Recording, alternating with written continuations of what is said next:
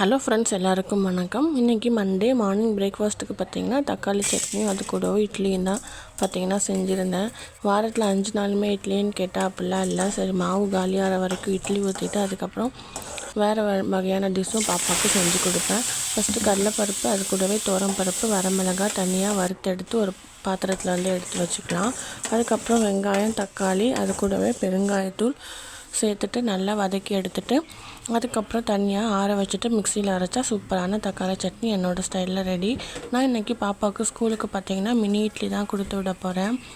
சாதாரணமாக ஊற்றுற இட்லி கொடுத்தா பார்த்திங்கன்னா கொண்டு போக மாட்டான். அவளுக்கு ஏதாச்சும் ஒன்று க்ரியேட்டிவாக செஞ்சு கொடுக்கலான்னு தான் இந்த மினி இட்லி தட்டு வந்து ஒன்று அவளுக்காகவே வாங்கியிருந்தேன். இந்த ஒரு தட்டு பார்த்திங்கன்னா பாப்பாவுக்கு செஞ்சு கொடுத்தா அவளுக்கு கரெக்டாக இருக்கும். என்னடா நிறைய இட்லி இருக்கேன்னு பார்க்காதீங்க, எல்லாமே குட்டி குட்டி இட்லி தான்.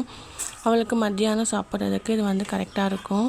ஸோ மத்தியானத்துக்கு வந்து பார்த்திங்கன்னா இட்லி ஊற்றிட்டு அது மேலே பார்த்திங்கன்னா பரவலாக நெய் ஊற்றி பாக்ஸை க்ளோஸ் பண்ணி கொடுத்துட்டேன். இப்போ சட்னி தாளிக்கிறதுக்கு கொஞ்சமாக ஆயில் ஊற்றிட்டு கடுகு, கருவேப்பிலை, அது கூடவே பெருங்காயத்தூள் சேர்த்துட்டு நல்லா பார்த்திங்கன்னா பொரிஞ்ச உடனே அது கூடவே சட்னி சேர்த்துட்டு கொஞ்சமாக நமக்கு தேவையான அளவுக்கு தண்ணி ஊற்றி நல்லா கலந்து எடுத்தோன்னா சூப்பரான தக்காளி சட்னி ரெடி. ட்ரை பண்ணி பாருங்கள். தேங்க்யூ.